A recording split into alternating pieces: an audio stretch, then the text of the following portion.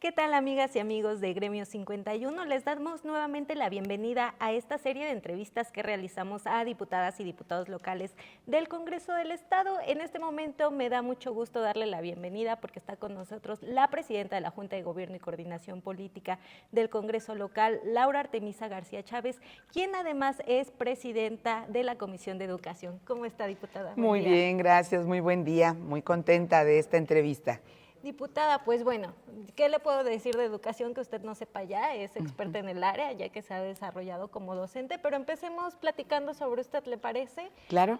Para analizar justamente toda esta trayectoria académica, educativa y cómo la ha llevado eso a forjarse a lo que es ahora, ¿no? Como diputada local en este Congreso. Entonces, si me pudiera platicar de entrada, ¿en qué escuelas ha estudiado? ¿Cuál ha sido su trayectoria en eso?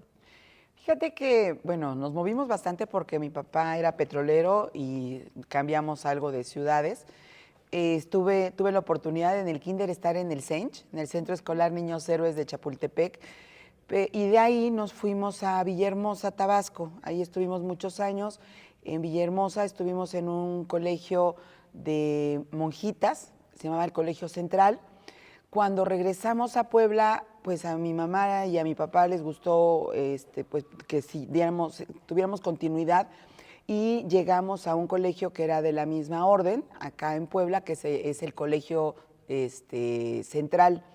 Ahí estudié, terminé la primaria, secundaria y ya el bachillerato lo estudié en el Instituto Oriente, que es un colegio de jesuitas. Entonces, bueno, un poco cargada, sobre todo en mi infancia, en la educación, pues sí, católica. Sobre todo el colegio, el Instituto Oriente, pues me marcó mucho porque tiende mucho hacia las matemáticas, hacia las ciencias exactas, y la verdad es que fue una extraordinaria experiencia.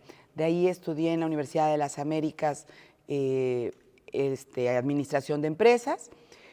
Volví a estudiar otra licenciatura en la Universidad de Los Ángeles y estudié ya mi maestría y mi doctorado en la Universidad de Los Ángeles, pero ya en temas totalmente educativos.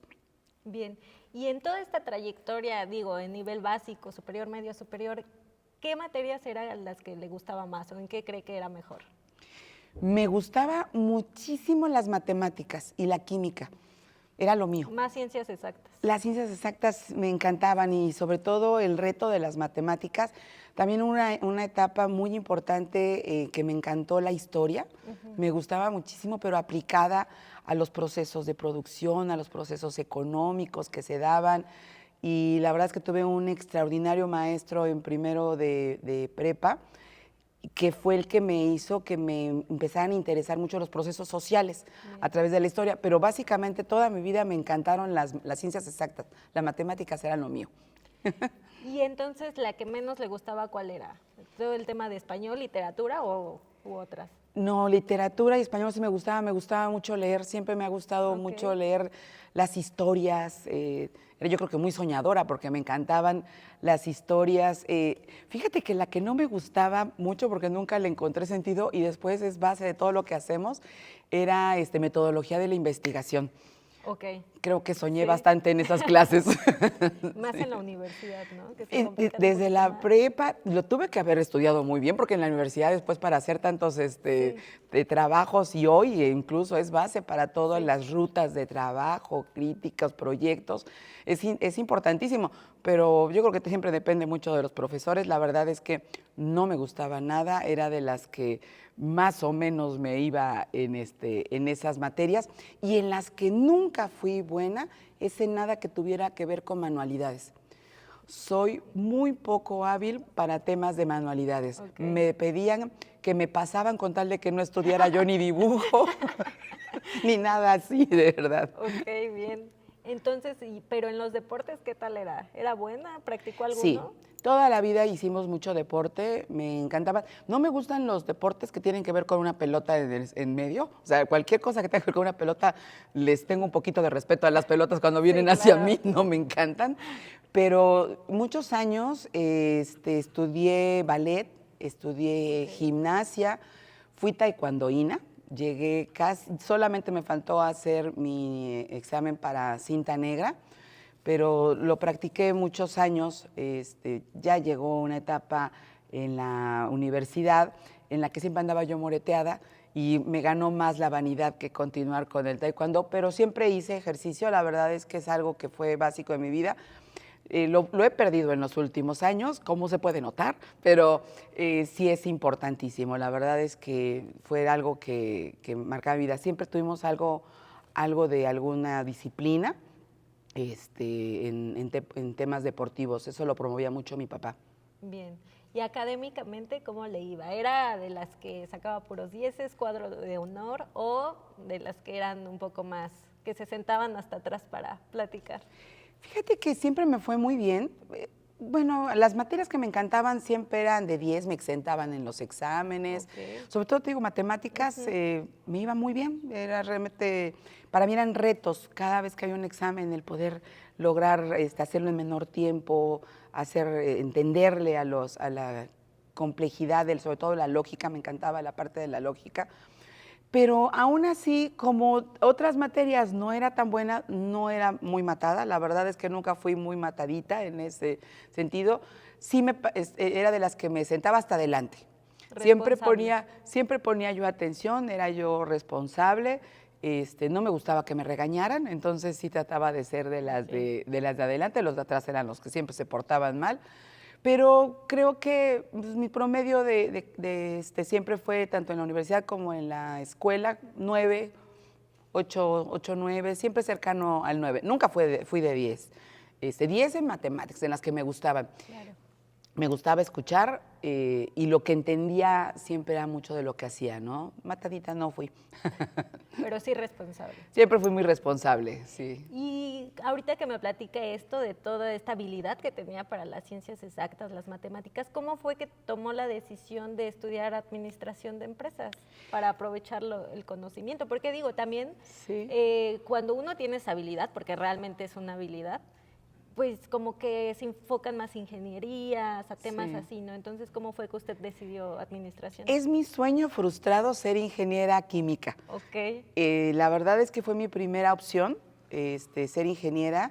Mi papá era ingeniero químico, pero también en esa época mis papás tenían una empresa. Mi mamá era quien la manejaba, mi papá vivía la mitad del tiempo en Villahermosa, y en el sur, en Campeche, pues estaba en plataformas. Y los 14 días estaba allá, bajaba de plataformas y 14 días estaba aquí con nosotros en Puebla. Entonces yo creo que un poco la vida que llevó mi papá tan compleja en ese mundo de petroleros, no les encantó que yo quisiera estudiar ingeniería química. Yo les explicaba que había muchos otros ámbitos que pudiera ocuparla, pero bueno, nosotros éramos puras mujeres y yo siento que no era algo que estuviera muy en su mente. Fueron otros tiempos, la verdad es que no tuve mucho el apoyo de mi familia en eso. Mis papás, insisto, tenían una fábrica, mi mamá era la que manejaba la empresa aquí en Puebla, y como estábamos mucho tiempo solas, pues yo era la que estaba mucho con ella, llevándole las facturas, los costos. Empecé a aprender sobre eso, pues más por ayudarla. Y bueno, era parte de estar cerca de mi mamá, que estaba mucho tiempo sola. Entonces, bueno, pues la otra opción fue administración de empresas, sobre todo por tratar de seguir aprendiendo más e involucrarme más en la empresa familiar, cosa que nunca hice. Al final yo creo que es algo que todos los papás tenemos que entender, que no los podemos formar para algo que nosotros creamos para nuestra propia vida, ¿no? Claro. Y no fue para mi vida. Así es que, pues obviamente de eso, lo que me sirvió mucho, que era algo que me costaba mucho trabajo, era todo lo que tuviera que ver con personal, recursos humanos, personal. Me costaba mucho en administración de empresas. No me encantaba, me gustaba la contabilidad. Yo creo que quería algo más exacto, más lógico. Y se me hacía muy aburrido, realmente. Y bueno, como dicen, lo que resistes persiste. Y después de ser administradora de empresas, me he dedicado toda mi vida básicamente a tener que ver con temas de recursos humanos, ¿no? Siempre me ha tocado trabajar en ese sentido. Así es que, como no pude aprendérmela bien, me dediqué toda la vida a especializarme en eso. Pero uno aprende sobre la marcha, ¿no? Ya en el camino. Así y es. justo hablando de esto, de que la vida nos va poniendo como por caminos en los que tenemos que estar, ¿cómo fue que ya después de estudiar administración de Llegué al empresas y que ya magisterio. ya no fue el tema de dedicarse a la empresa de su familia, cómo llegó al magisterio? Fíjate que mi familia, la familia de mi papá, son maestros. Okay. Fueron maestra, mi abuelita, mi abuelito fue maestro, rurales, pasaron por muchos municipios de nuestro estado, fundaron algunas escuelas también importantes en Amozoc, y ya terminaron en Amozoc y aquí en Puebla. Entonces, bueno, pues en mi familia hay muchísimos maestros por generaciones y pues de manera un tanto circunstancial, se presentó la oportunidad de dar clases en el Bachillerato Hermano Cerdán, que está aquí por el Paseo Bravo. Es un colegio, una escuela muy importante, con una gran disciplina, que buscan mucho entrar a esa institución. Y se abrieron unas clases de economía, para dar economía. Por la misma familiaridad que teníamos entre familia de maestros, me ofrecieron poder entrar a dar esas clases porque el perfil para el nivel de media superior para escuelas oficiales es licenciatura. Entonces cubría yo el perfil y pues bueno, la verdad es que también siempre di muchas asesorías desde la universidad, eso siempre me encantó. Okay. Siempre tenía yo grupos que asesoraba y me buscaban para darles clases, sobre todo lo que era economía, conta y demás. Entonces acepté esas clases y para mí fueron una gran bendición porque, bueno, pues además de todo, yo ya tenía familia, lo que nos pasa a muchas mujeres, tenemos que compaginar la vida de madre de familia con la vida también laboral. Y en esa me permitió, en esa etapa, poder, la educación también te permite, sobre todo a las mujeres, tener más o menos al mismo tiempo el periodo vacacional con tus hijos. Entonces, bueno, había que ir combinando esta parte y bueno, yo siempre agradecida de esa gran oportunidad que me dio la vida para poder trabajar y servir en este sentido de la educación. Y además, sabiendo de dónde venía, me prometí el día 1 de ser maestra. No les encantaba mucho pues sobre todo a algunas personas de mi familia. Decían, bueno, ¿cómo de maestra, no?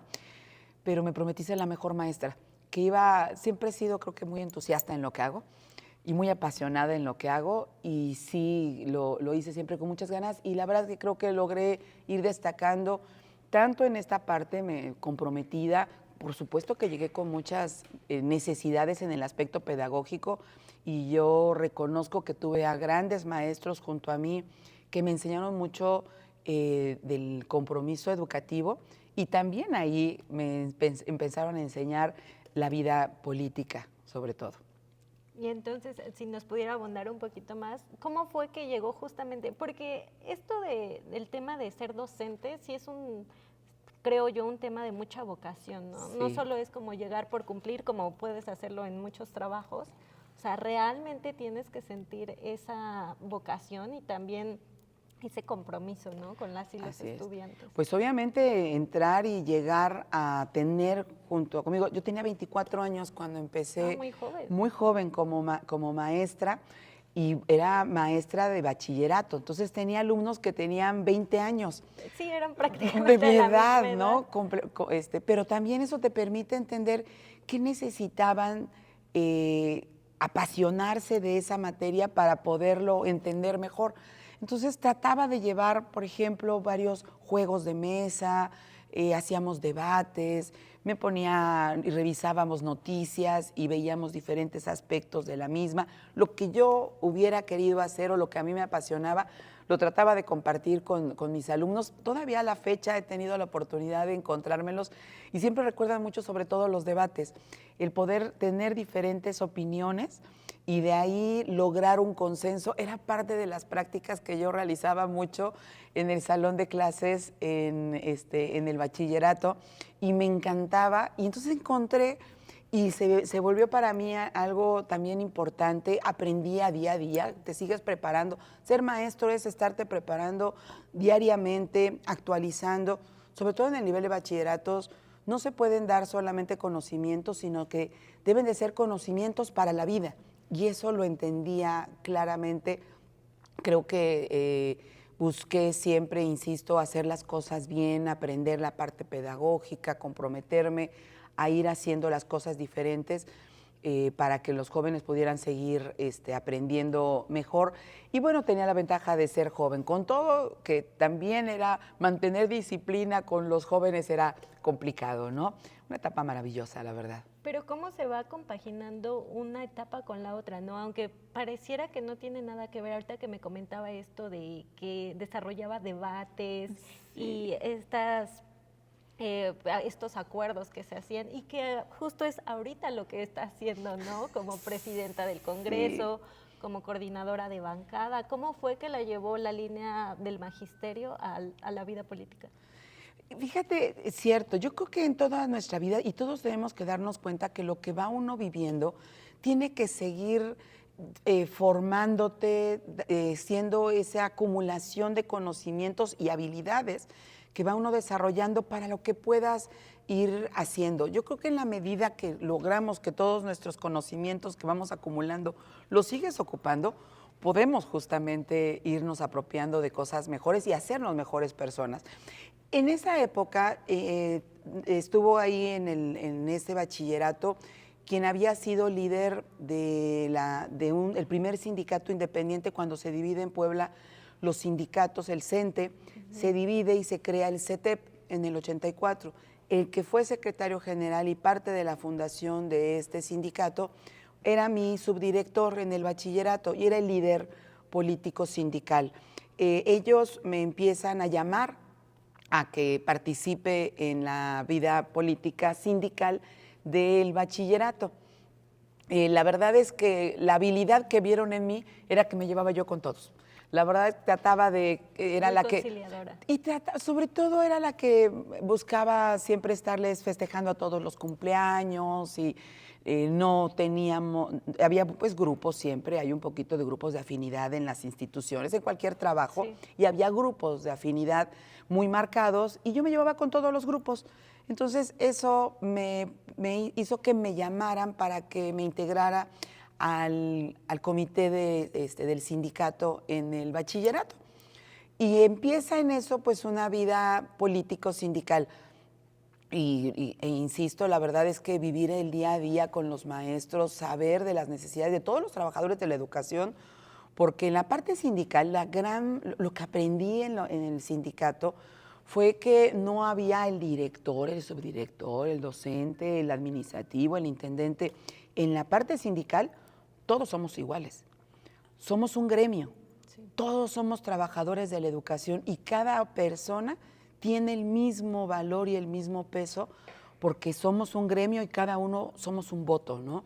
Entonces, ese entender, ese conocer a mis compañeros, ese encontrar a hombres y mujeres tan comprometidos con la educación, tan aguerridos también, que luchaban por el beneficio de todos los trabajadores de la educación, por supuesto que me hizo decidir sí participar.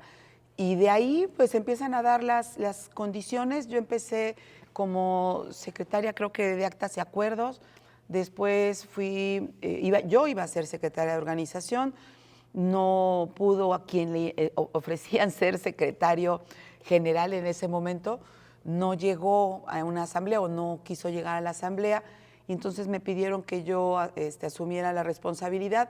No sabía si iba a tener la capacidad, era todavía muy joven, tenía 29 años, tenía poco tiempo en la vida sindical, pero creo que siempre he sido una gran apasionada de todo lo que hago. Trato de aprender rápidamente y hacerlo con mucha responsabilidad.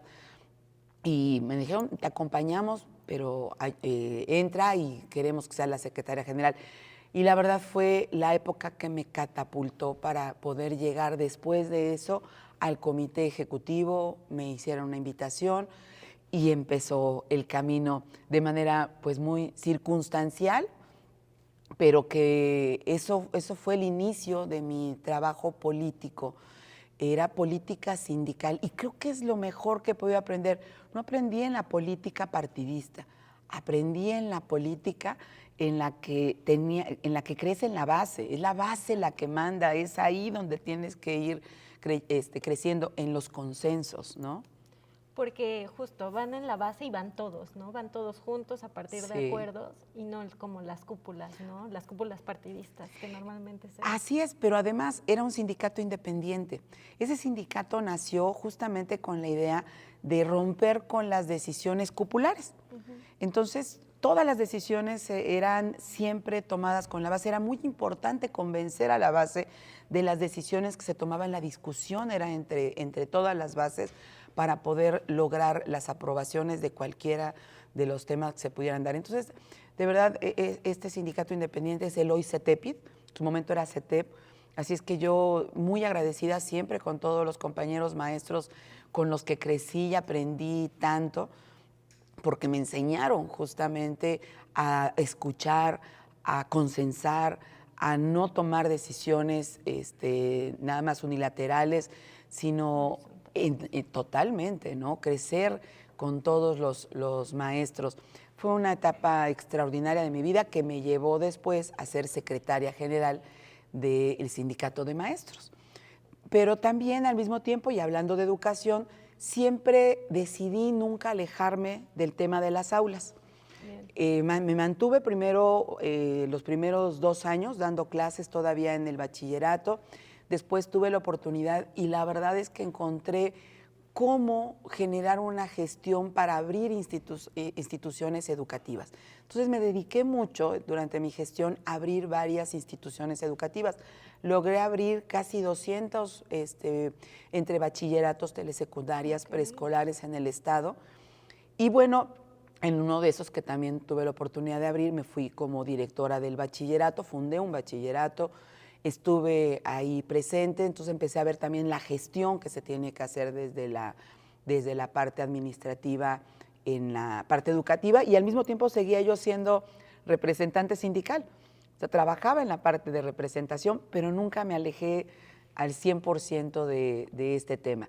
De tal manera que al otro día de dejar de ser secretaria general de los maestros, inmediatamente me fui como supervisora a la Sierra Norte, como maestra nuevamente y la verdad me seguí tratando siempre de preparar, por eso estudié mi maestría y mi doctorado ya en excelencia docente, para seguirme manteniendo siempre activa y bueno, a la vanguardia de los cambios que la educación tiene siempre. La sociedad va modificándose, los programas y hay que seguirse actualizando. Entonces, bueno, nunca me separé de la parte educativa al 100% directamente en las escuelas y me mantuve en la parte de trabajo político. Obviamente empecé a participar en la política partidista porque pues si algo promovimos ese grupo de jóvenes que llegamos al sindicato fue que no podíamos tener una vida política solamente hacia adentro, sino que teníamos que hacer una política hacia afuera para poder lograr sobre todo lo que tanto anhelábamos en esa época, que era el registro de un sindicato independiente y hacerlo de manera legal. Entonces, pues hay que dialogar con las autoridades, no es hacia adentro, también hay una política externa que nos afecta a todos, ¿no? Diputada, con toda esta experiencia y trayectoria, ¿cómo seguir ocupando, centralizando el tema educativo? O sea, ¿cómo ocupar la educación como herramienta de acción social transformadora? Se lo pregunto porque, como bien dice, la sociedad va evolucionando, va cambiando. Ahorita lo vemos también, por ejemplo, con la Estrategia Nacional de Seguridad de la presidenta Claudia Sheinbaum, sí, el tema de la atención a las causas, ¿no? Así es. Y se centra en esto precisamente, que las niñas, niños, adolescentes tengan acceso a la educación precisamente para alejarlos, ¿no?, de estas posibles prácticas delictivas, de relaciones con grupos del crimen organizado. Pero usted también lo mencionaba ayer en su discurso en el CENCH, en la ceremonia de grabación, que es también un trabajo colaborativo, ¿no? O sea, tienen que ser sinergia, padres de familia, estudiantes, también docentes, porque no se le puede cargar la mano a un solo brazo, ¿no?, social. Claro. Yo soy una fiel creyente de que la educación es central. Todos los procesos que se dan alrededor del proceso educativo son centrales para cambiar, transformar realmente nuestro entorno. Hoy obviamente se tiene que atender ya lo que ha pasado, cómo ha evolucionado, los delitos, muchas circunstancias que han hecho que cambie nuestra sociedad, la descomposición de un tejido social, los cambios en las propias familias que se han ido generando en los últimos años.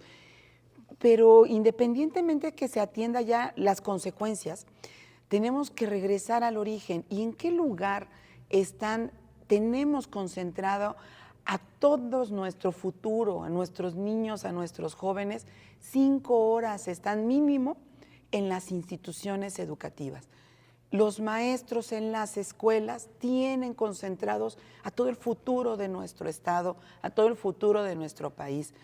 Y por supuesto que esto también hace que en el mismo centro, en los centros educativos, pues también impacta mucho las situaciones sociales que vive cada uno de esos pequeños, inclusive de las familias, porque es ahí donde se reflejan muchas complicaciones y problemáticas. Por eso lo que de pronto vemos en temas de bullying, acoso y circunstancias que se presentan. Pero como bien lo dices, los concentramos, pero no solamente llegan a ser formados por los maestros, vienen con una formación de casa y además de la formación de casa se necesita el acompañamiento y el respaldo de los padres de familia para que en estos procesos educativos, en seguir educando en valores, pueda ser reforzado en casa y también los maestros puedan apoyar a estos procesos al interior. El maestro no puede solo si no tiene el respaldo de los padres de familia. Lo comentaba no hace muchos días, que ser maestro en los últimos años se volvió una tarea de alto riesgo.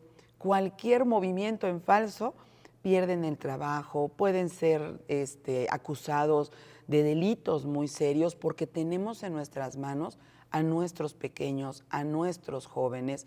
Es cierto, es muy delicado, el maestro cada vez debe de prepararse más para poder cuidar siempre los derechos y el interés superior de los niños, niñas y adolescentes de nuestro estado, pero también entender que no estamos tratando con números, estamos tratando con personas. Claro.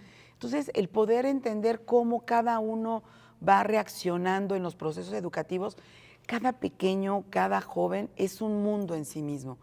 Entonces, bueno, es complejo, la verdad es que es un mundo muy complejo en las instituciones, pero es ahí donde se pueden atender las causas, es ahí donde tiene que hablarse de prevención del delito, pero es tejido social recomponerlo, es trabajar en valores y esto no se puede hacer solamente por parte de los maestros o los alumnos solos. Se necesita la corresponsabilidad de padres de familia forzosamente, el atender a los jóvenes, cuando menos dejar trabajar a los maestros también, pero estar pendientes de sus procesos y del crecimiento de nuestros muchachos.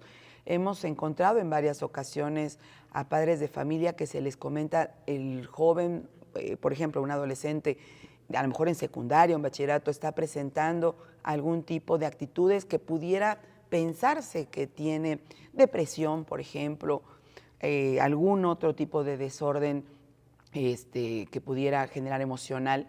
Sin embargo, no queremos escuchar los padres de familia y se niegan a llevarlos a un tratamiento, ¿no? Al contrario, reaccionan agresivos al comentario que puede hacer el maestro y esto pues obviamente no ayuda porque si no se atiende un tema de ese tipo, el muchacho no va creciendo, sino se puede ir agravando la problemática y agravando para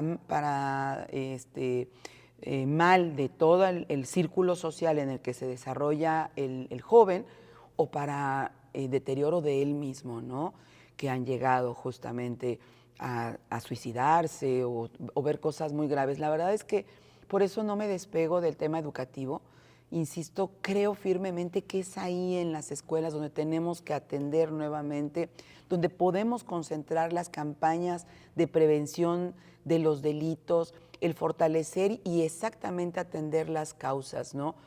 No se tiene que pensar en qué tantos lados. Desde ahí tiene que promoverse el deporte, por supuesto, como una opción para poder lograr que nuestros jóvenes estén ocupados en cosas más valiosas que en el que pensar en temas que no les aportan a su desarrollo psicosocial. Así es que sí tenemos que seguir fortaleciendo estos procesos, el arte, la cultura. Tenemos que respaldar al maestro porque de pronto también, lo entiendo, de verdad, se abruman con procesos administrativos, con grupos que la UNESCO dice que debemos de tener 20 alumnos por cada maestro. ¿En qué escuela, sobre todo de nuestra de la escuela pública, vemos que un maestro atienda a 20 alumnos? Hay algunas escuelas pequeñas que sí lo logran, pero en su mayoría tienen muchos más de esos niños. Sí, hasta 50 llegan a atender. Llegan a atender. Entonces, ¿cómo puede cada maestro detectar de 40, vamos a pensar, o 30 jóvenes o niños, las necesidades académicas que requieren, porque tienen diferentes formas de aprendizaje, porque tienen problemáticas diferentes, porque tienen alguna problemática en el aprendizaje? Se vuelve muy complejo, ¿no? Entonces, sí necesitamos siempre el respaldo, el acompañamiento, pero la verdad es que yo insistiré. He visto a muchos maestros que en la sierra, en lugares muy alejados, la hacen de todo y no se vencen. Tenemos lo que tenemos gracias a que hay un maestro atrás de eso, pero sobre todo quisiera pensar que porque los maestros con los padres de familia vamos a seguir caminando de la mano por esa sociedad que todos necesitamos. Perfecto. Muchas gracias, diputada. Muchas gracias, querida Vera.